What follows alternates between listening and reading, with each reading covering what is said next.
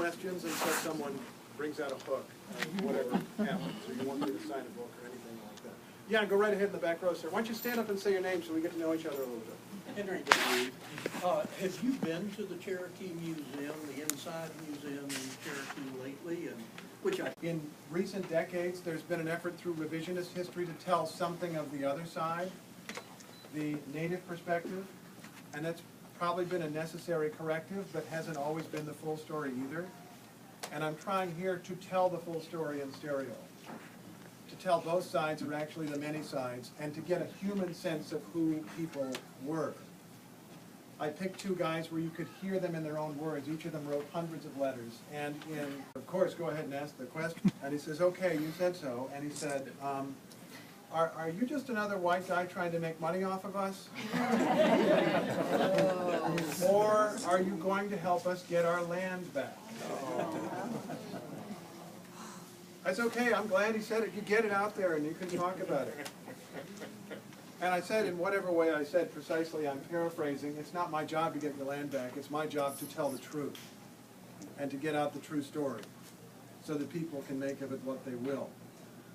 And I also mentioned to him a Cherokee named Freeman Owl, whom I had met on an earlier visit to that same area. And this man has a personal memory, family memory of the Trail of Tears. There's a family story that's been passed down through generations about how their family was actually put on the road and got partway to Oklahoma where they were going to end up, but then like just deserted and went back to North Carolina and stayed. And Freeman Owl said a really interesting thing. He said, everybody involved in this story is dead. Andrew Jackson is dead. The Cherokees at that time are dead. We don't expect to get our land back, but we want the truth to be told. And I thought that was a valuable insight. In Nashville, maybe the most interesting question was a guy who was just a little upset. People were very polite and welcoming, and they tried at Jackson's house, the Hermitage, to get a more open and inclusive view of this guy's complicated presidency. But this guy's just like, why are they always focusing on that Indian thing? He did all these other great things. Why focus on the bad things in his time? Other questions? Do you have a question, sir? With a $20 bill? Uh-huh. What do you think? What do I think should be done with a $20 bill? I love this debate. I really do. Some of you probably know there's this brilliant movement called Women on 20s. Okay. I think they're great. I want to make a few points about it, though. First, let's look at what they're doing. They want to add diversity to the currency. Great idea. I got 2 daughters. It's awesome. Selecting Harriet Tubman, I believe, is their person, and she, if I can be slightly profane, what a badass Harriet Tubman was. So I got nothing against that. But what a creative and interesting thing they did to gain attention through the democratic system and to influence the democratic system. And it occurred to me that if they succeed, that I think should not be remembered. Another interesting thing that I heard in Cherokee, North Carolina, was a Cherokee woman who said, I grew up hating Andrew Jackson. My father taught me facing... But I would add, if he went with just story, it would erase, change the subject, slavery. And if you do that, in my view, you no longer have these currency, these bits of paper that are about great men in history, you know, the great man theory of history. Then each story is actually about a process. It's about democracy.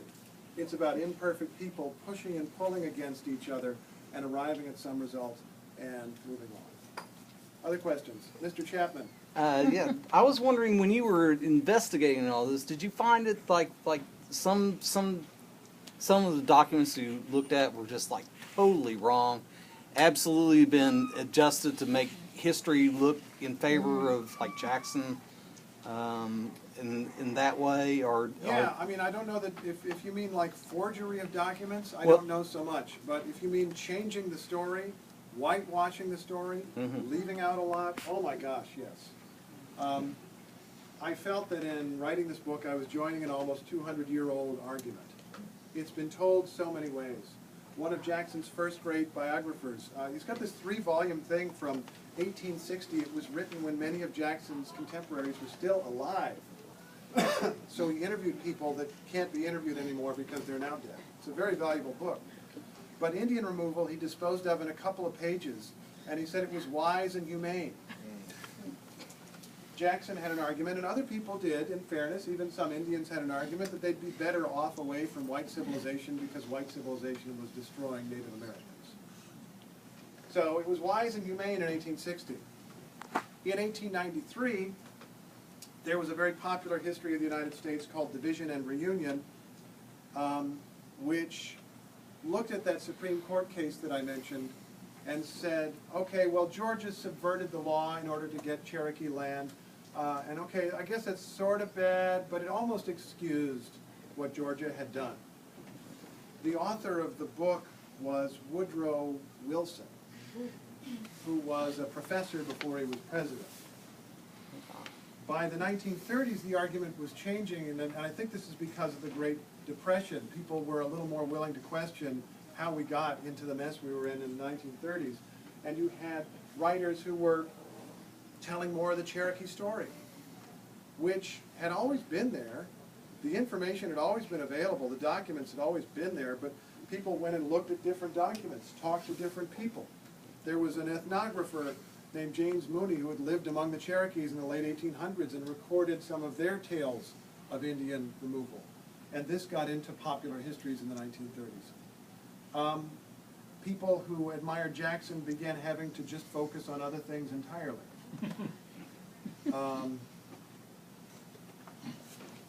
Arthur Schlesinger, the great historian, the liberal historian, and I just mean that descriptively, he was liberal, he was openly liberal, that's the kind of history that he wrote.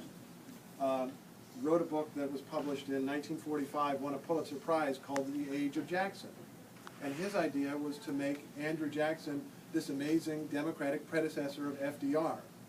So here and there he'd flick at ways that Jackson was like FDR. He dealt with Indian removal in a single passing phrase about something else. It's not in the book otherwise. In the 60s and 70s, revisionist history that I mentioned before tells the story again.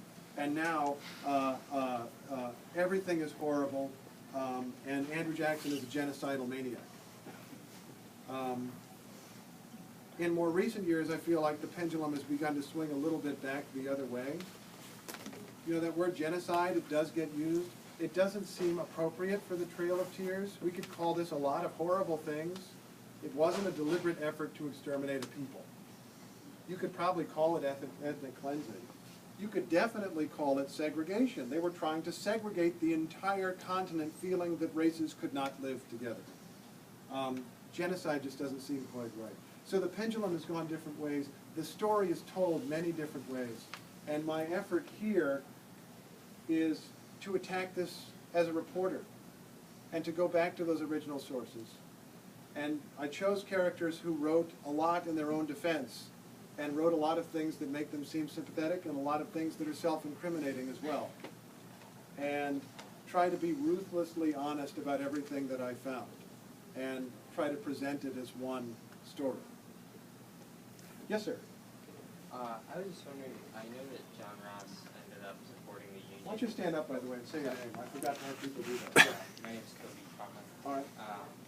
I know that John Ross supported the Union in the Civil War, but a lot of Indians ended up fighting for the Confederacy. Yeah. I mean, how do you reconcile, you know, what was done to them by a president from the South, and then continuing to kind of support the Confederates during the Civil War? That's a really interesting question. Thank you. You're asking, did everybody hear in the back? Oh, okay. He noted that John Ross, after the 1820s and 30s that I write about, lived for a long time and was still the Cherokee chief at the time of the Civil War and supported the Union.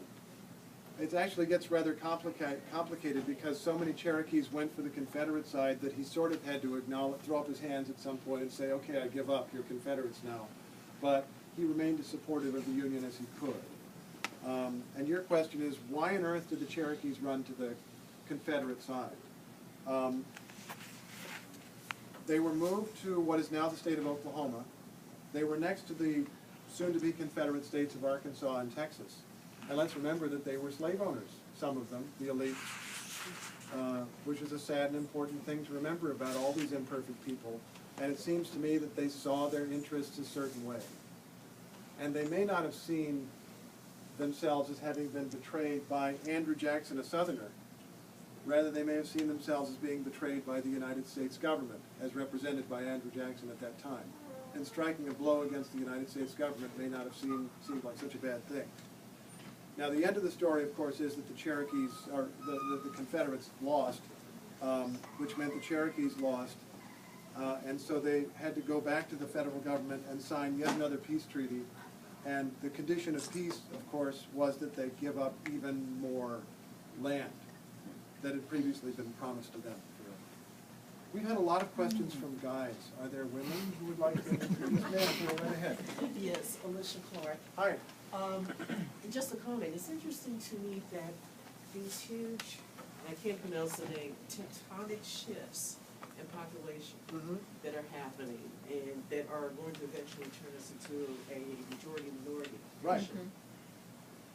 A lot of people who wish things would remain as they were. They point to New York, they point to Chicago, they point to Los Angeles, and all those horrible people in those places, and they totally ignore, or maybe they overlook, or don't want to see that these same shifts are also happening throughout Jackson. Atlanta, for instance. Yeah. You've got a lot of people in Atlanta who are not only black, not only white, but are Mexican, are Muslim, are you name it. You know. And this is you know, I wish someone would write a book or explore some of that in years to come in these. I think that's a great point. For those who couldn't quite hear over here, she's just pointing out that the country is changing so much, and some people are unrealistically wishing it would just kind of stop. Well, it's not going to stop. I mean, we just, you know, it's just not. And it's hard to see how it would. And so the question is, how do you deal with it? How do you adapt to it? And maybe part of, like, if you're uncomfortable with that change, if you're uncomfortable with the United States as a diverse nation with many kinds of people, maybe it actually would be educational to learn a story like this and to realize that 200 years ago it was also a very diverse place with people from many parts of the globe or whose ancestors came from many parts of the globe. And actually that is the story of America. You know, and all white America, that story just never was. Although there was a time when that was our politics. You have a question, ma'am, and then you have a question. I'm going to get to you. Yes, ma'am, go ahead. I just want, Monique. Hi. Remain standing unless you're uncomfortable standing. No, go ahead, Monique, it's fine. I just want to say you pointed out that not too many women had raised their hands, and the question that had been running through my mind was your point. So, we're sisters here, you know, right? I mean, we're really, but, so what you said, there are lessons to be learned here because very soon we're going to have a real white minority who are still the elite in the government, who are telling the rest of the nation how to behave. So I think your book hopefully will. Oh, well, if you're endorsing the book, what she said. Absolutely.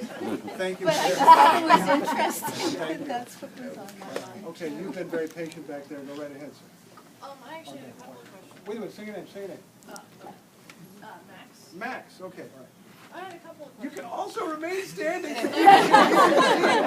had a couple of questions. The first one was, you said that this guy, that Andrew Jackson was like he created the Democrat Party. He didn't sound very liberal with a lot of his ideas. A lot of his ideas weren't exactly like the Indian, the Native American Indian, removing a lot of them, like trying that whole thing. Yeah. It seemed like a very like Democrat. Did it seem like what you'd like to associate with the Democratic Party, is what you're saying? I don't. Yeah, that's what. Cool, thanks, Max, that is fair enough. Wow, there's so many points to get into. Now you may sit down. You don't have to stand up. I just feel like people can hear you when they can see you a little better. First thing to realize is that at its beginning, the Democratic Party was a party for the common people, which sounds like what Democrats would like to think of themselves as being today. But it was a party for the common white people. It was just very different. In fact, it seems to me, reading the evidence, like there was always racial divisions and massive racism at the beginning of this country, but it seems in this period to me actually to be getting a little bit worse. Rather than staying the same or even getting a little better, getting a little bit worse. And the Democratic Party was all about that. They were about white settlement. It was a coalition, it was said by the guy who engineered it, Martin Van Buren, an aide of Jackson, that this is an alliance of the plain Republicans, small r Republicans, of the North and the planters of the South. The planters of the South, the slave owners who controlled things in the South. This was the way to get a coalition that could win the presidency and control Congress. And so a vital policy of the Democratic Party in its early years was just total silence on slavery. Don't do anything about it. Don't do anything against it. And by 1858, you have the Lincoln-Douglas debates. Abraham Lincoln, Stephen Douglas. Abraham Lincoln is the guy from this new Republican Party, and Douglas is the representative of the Democratic Party. And Douglas uses this phrase. He says, we are and always have been about government on the white basis. That's a phrase in the great Lincoln-Douglas debates. And he goes on to say things like this other guy, Abraham Lincoln, this black Republican, a phrase he used. We're about government on the white basis. And this guy, Abraham Lincoln, is going to like let black people in to run things, and there'll be intermarriage and all kinds of stuff like that. And Abraham Lincoln is forced, because of the crowd he's talking to say, whoa, whoa, whoa, whoa, that's unfair, I'm a racist too. He doesn't exactly say that, but he has to say things that really don't sound very good today, because those were the racial attitudes of the time. And there's always been a strain of that in American politics. It has been part of the tradition of the Democratic Party. It is also now part of the genealogy, if you will, of the Republican Party, because a great many Southern Democrats in the 1960s and 70s became Southern Republicans. The Dixiecrats. Yeah, so neither party is clear of this legacy, and part of the challenge is always to draw on other parts of your legacy and build on the better parts of the legacy. I mean, the idea that the Democratic Party should be against entrenched elites and in favor of ordinary people and universal suffrage and things like that, that's actually pretty good. It's just the racist part that is kind of hard to deal with. Maybe yes, two more. Two more, okay. Go right ahead. Okay, so I wanted to read it towards the end because it's kind of long. Oh, Desiree. Hi, Desiree. Okay, so I had a question. Are you familiar with Howard Zinn? Yes. Okay, so I was wondering, the way that you presented and the way that you worded things, did you read his book, The People's History of the United States? Yes. Did that have a huge impact on why you wanted to go into detail? It sort of did, because I didn't agree with his details. Are people familiar with this book, People's History of the United States? By whom? Howard Zinn, who just died a couple years ago, wrote a book in 1979 or 80 called A People's History of the United States. And the idea is kind of creative and interesting. History is always written by the winners. Let's do history all the way through by the loser's point of view. And it's a really interesting and provocative book, but it's been really criticized for just getting a lot of details wrong. And being extremely sour and pessimistic.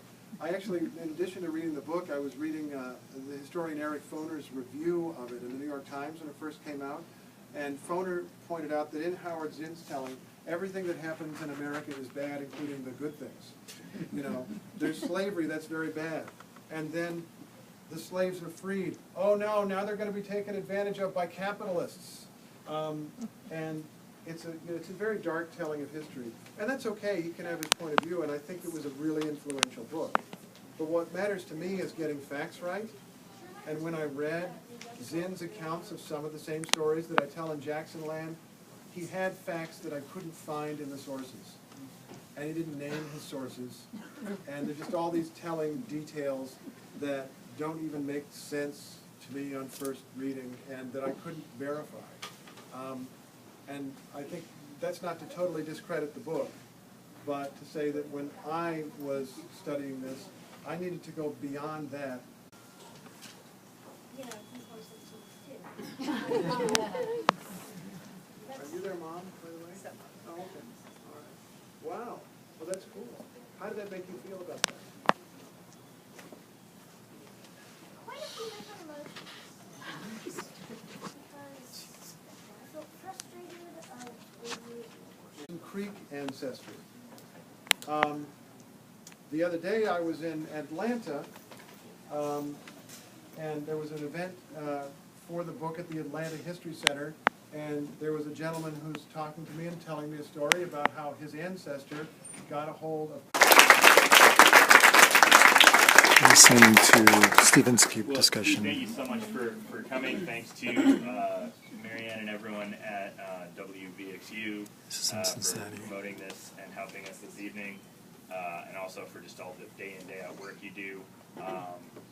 I found myself wondering during this when somebody was going to break into a fund drive. So I'll do that now. The ugly business of commerce. We have plenty of copies of Jackson Land if you already have it. In Cincinnati, Ohio.